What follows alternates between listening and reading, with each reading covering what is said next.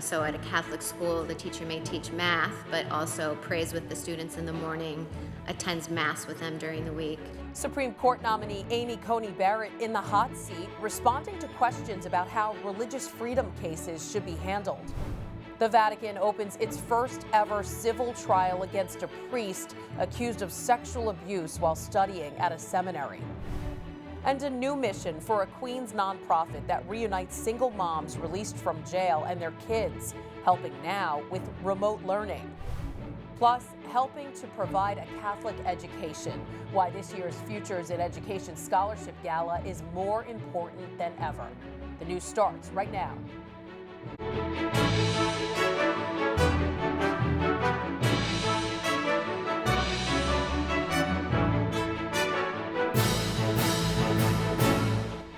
Good evening, I'm Christine PERSICHETTE. Judge Amy Coney Barrett faced a third day of her Supreme Court hearings. Democrats continue to question the nominee about cases that they suggested may be at odds with her Catholic faith.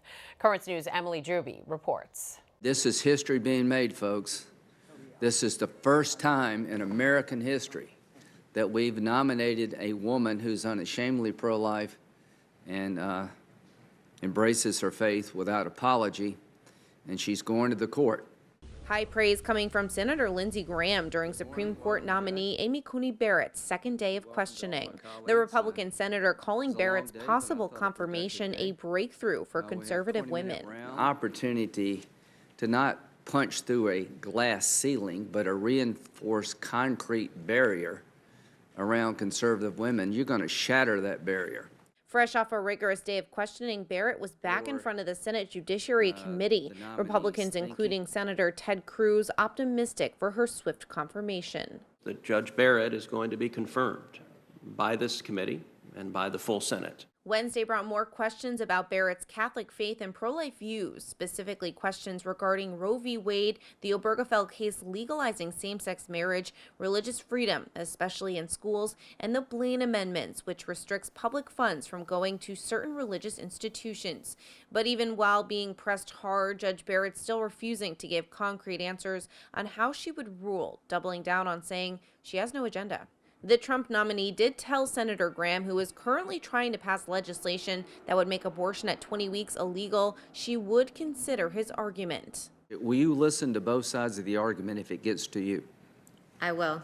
While Democrats allude to a fear of Barrett's personal convictions affecting her decisions, Senator Mike Lee used his time to defend Barrett, bringing up several cases where she ruled against the pro-life side. Your record on the Seventh Circuit actually shows that you're able to set aside your personal convictions. Overall, Wednesday brought a lot fewer questions about Barrett's pro-life stance and Catholic faith than the day before, with the discussion mostly focused on the Affordable Care Act, presidential pardons, and voting. If confirmed, Barrett would give conservatives a 6-3 majority on the high court. Emily Druby, Currents News. Here's what's next in the Supreme Court confirmation for Amy Coney Barrett. The Judiciary Committee is expected to convene tomorrow to begin internal debate. Then on October 22nd, it's expected that the committee will vote to advance the nomination to the full Senate. Senate Majority Leader Mitch McConnell could hold the floor vote as early as the following day, but he has not yet committed to a specific date. If confirmed, a swearing-in ceremony would be held immediately in a private ceremony led by Chief Justice John Roberts. Tomorrow, a new judge will hear the case filed by the Diocese of Brooklyn against COVID restrictions imposed on churches. Last Friday, a federal judge refused to block Governor Andrew Cuomo's plan to temporarily limit the size of religious gatherings in coronavirus hotspots. Lawyers for the diocese will argue that going to church should be considered essential and that we should not be grouped with non-essential services like theaters. The injunction seeks to reopen 28 churches in the red and orange zones. Bishop Nicholas DiMarzio is pleased the case is moving forward and issued a statement that says in part, the Diocese of Brooklyn has been operating safely for months at 25% capacity and has not had any issues because our faithful know that only with a mask can they attend Mass, as well as strict adherence to all of our social distancing protocols. All we are seeking is for our faithful of Brooklyn and Queens to be allowed back to church and the ability to receive the Holy Eucharist. A trial is underway in Vatican City, the first of its kind. One priest is accused of sexual abuse in the Vatican's youth seminary, and another priest, who was the rector at the time, is accused of failing to report it. Currents News' Michelle Powers has the story.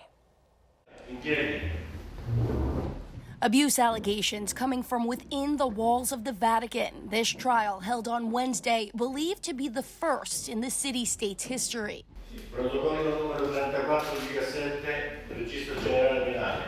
Martinelli Gabriele, difeso dall'avvocato Vita Claudia Baffioni. Charges against two priests, initially declared unfounded by several bishops. One accused of using his authority to commit sexual abuse between 2007 and 2012, and the other accused of failing to report that abuse. Father Gabriele Martinelli was not a priest at the time, but a senior student and coordinator at St. Pius Pre-Seminary. Both Martinelli and his alleged victim were under the age of 18 when the abuse began. However, the case states the abuse continued until Martinelli was 20 years old. The court will only prosecute him for the crimes committed when he was an adult. Presidente Don Radice Enrico e il suo difensore avvocato Agnese Camilli Carissimo. The rector at the time, Monsignor Enrico Radice, was also present in court Wednesday. There are accusations that he knew about the abuse and failed to report it. Because the alleged crimes occurred within the confines of Vatican City, the city-state's criminal prosecutors have jurisdiction and decided to charge the two priests in what is believed to be the first trial of its kind in the Vatican Tribunal. The hearing has been rescheduled for Tuesday, October 27th. That's when the defendants will be questioned. Michelle Powers, Currents News. Pope Francis evangelized with caution during his public meeting with pilgrims today. The Holy Father skipping his normal greetings with the crowd as he entered Paul VI Hall, instead going straight to his seat. Io vorrei fare come faccio dal solito, scendere e avvicinarmi a voi per salutarvi, ma con le nuove prescrizioni è meglio mantenere le distanze. The Pope further explained that when he greets crowds, people get too close to one another. Italy has recently seen a spike in new coronavirus cases. Serve un patto educativo globale. Pope Francis is taking the world to school in a virtual event happening Thursday.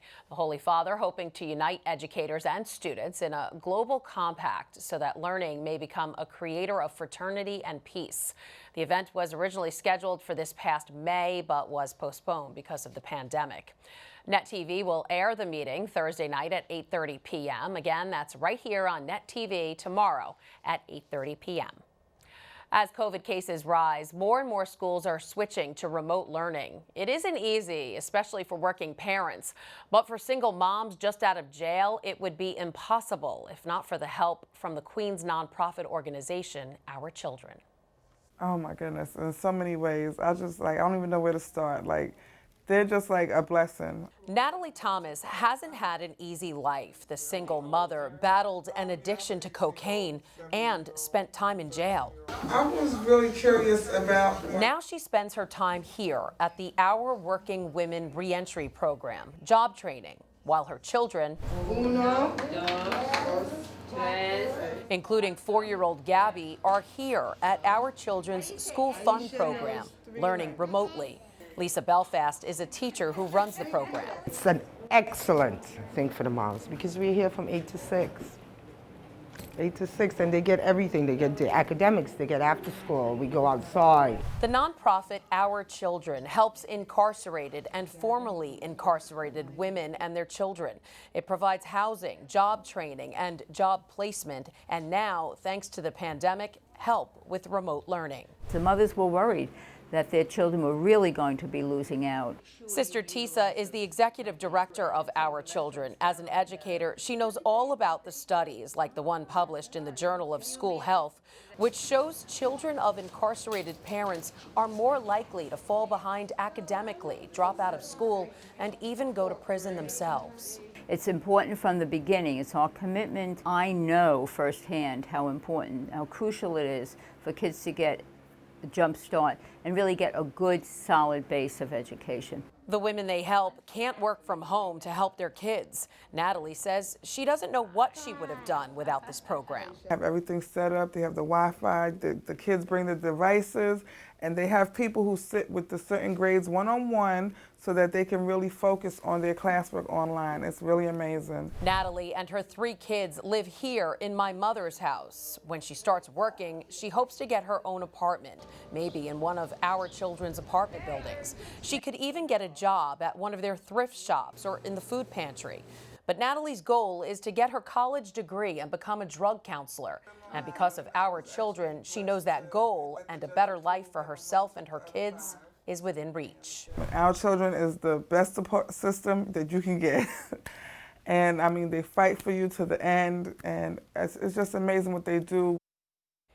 And because of what they do, Our Children says the women who receive support from their programs are 5 times less likely to return to prison.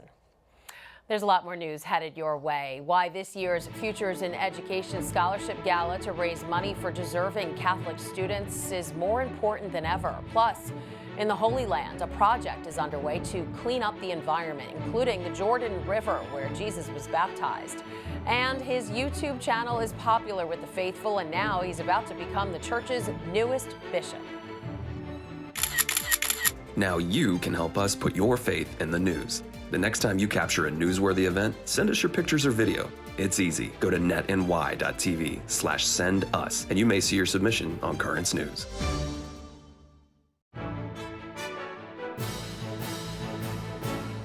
A big fundraiser to help families keep their kids in Catholic schools is going virtual. Futures in Education relies on its annual gala to raise money for scholarships. Because of the pandemic, the gala is online and the need for help is even greater.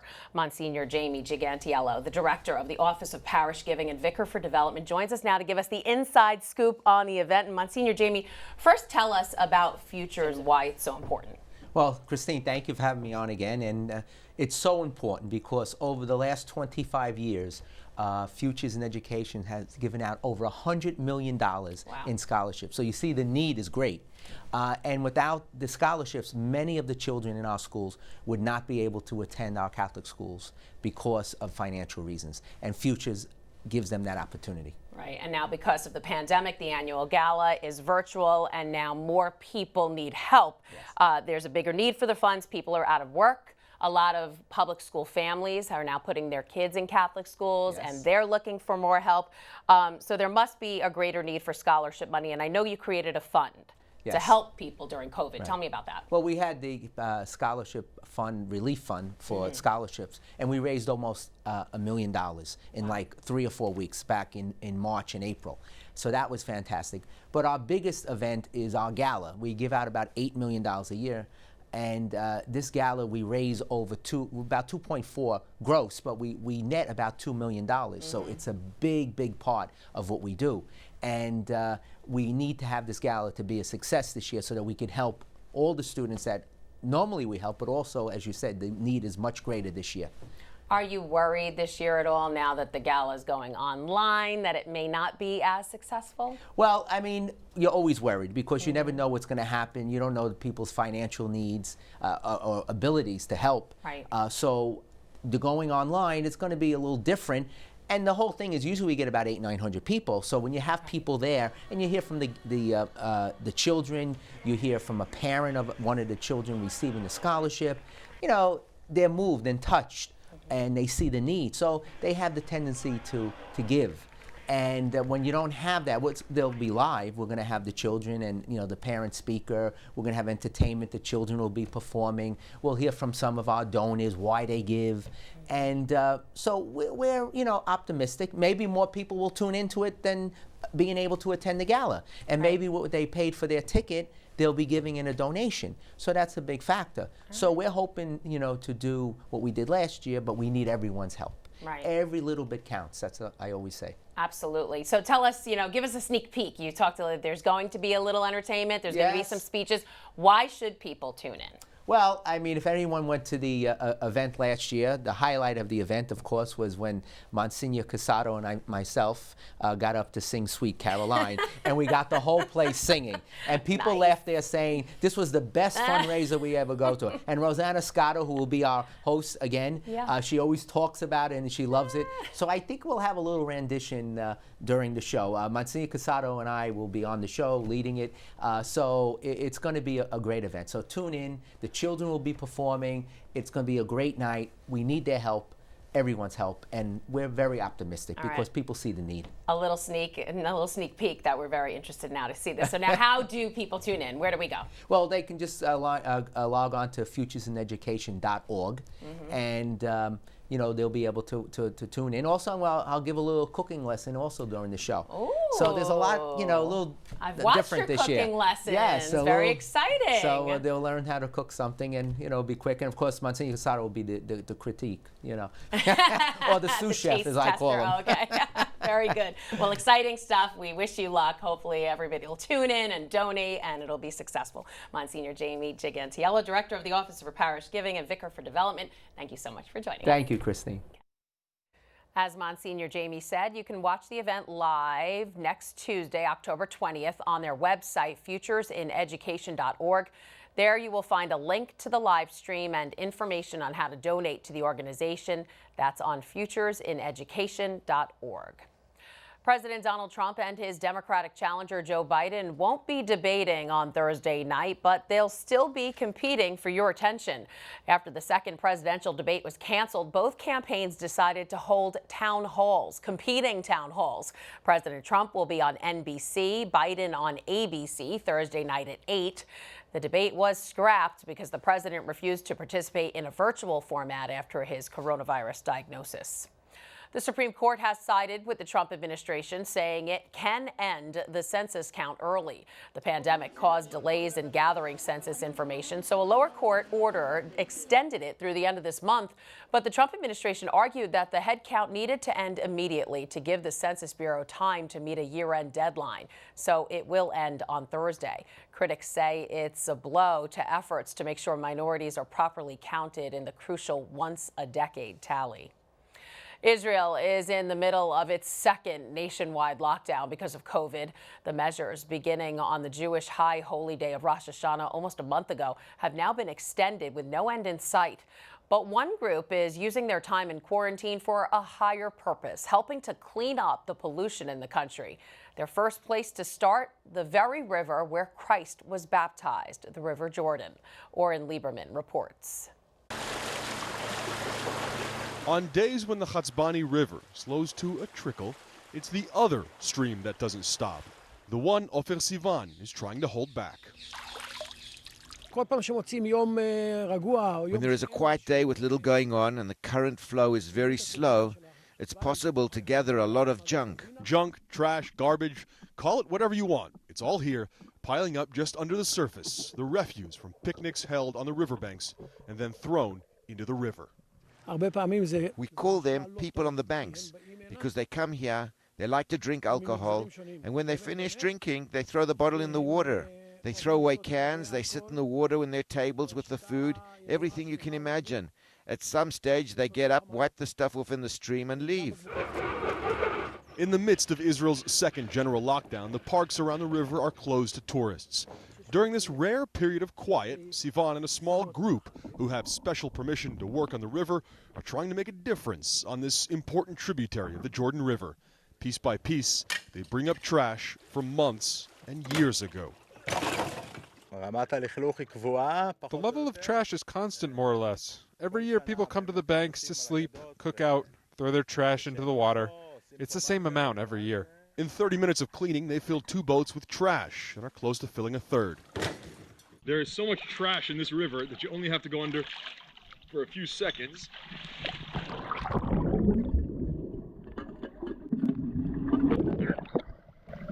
Come up with it. Coronavirus has also contributed to the trash. Discarded masks collect on the riverside, adding to the mess. This is our home.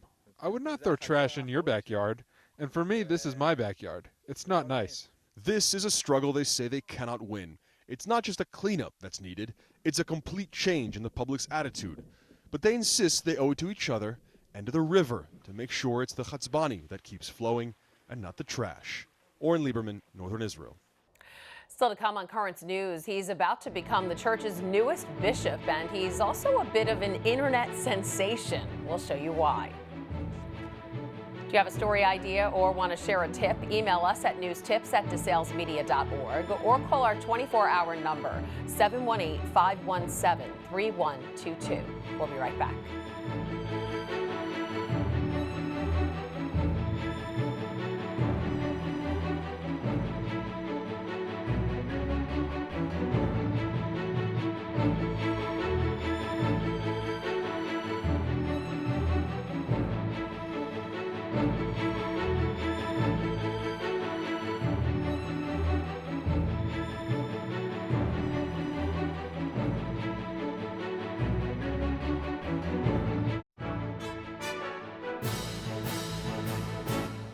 Finally tonight, some words of wisdom from the church's newest bishop. The Holy Father has named Father William Byrne, a priest from the Archdiocese of Washington, as the head of the Diocese of Springfield, Massachusetts.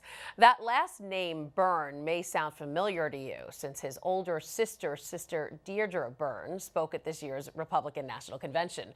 But Father Bill is a bit of an internet sensation himself, getting thousands of views on YouTube with his 5 Things series, which highlights small ways people can grow closer to God. Here now is Bishop-elect Byrne telling us 5 things you need to know about guardian angels. In the 21st Psalm, we hear, God sends his angels to guard over your ways. You see, this is the basis of our teaching on guardian angels, that angels surround God and then God sends them, that's what angel means, to come and protect each one of us, to inspire us. So here's 5 amazing things about our guardian angels. Number 1, guardian angels sweat the small stuff. Your guardian angel's with you all the time, praying for you and helping to inspire you to make good decisions, whether it's small stuff like too much butter on your English muffin to big stuff and how you plan your life out. Number 2, angels are great examples, actually. You see, St. Thomas Aquinas said that angels work together for the good of all humanity. And that reminds me, I should be working with others for the good of all humanity, not just thinking about me, but making sure that I'm thinking about others. Number 3, better than texting. When I'm trying to get in touch with somebody and I can't reach them, I ask my guardian angel to ask their guardian angel to tell them to return my phone call. It works. Number 4, which is actually a follow-up to number 3, turn their receivers on. Our guardian angel is there, and especially if we open our hearts to hear him. But if somebody's not thinking about their guardian angel, that's why we need to ask our guardian angel not just to talk to their guardian angel, but ask me next time I talk to them to listen to their guardian angel. Number 5, they're real. Those little God winks, the nudges that you get, they're our guardian angels sort of breaking into the noise. And there are no coincidences for people of faith, just providence. So listen up and trust those nudges because they are real and they're from your angel. Those are 5 great things about guardian angels. Love it. And that is Currents News. I'm Christine PERSICHETTE. Thank you for joining us because we are putting your faith in the news. Hope to see you again next time.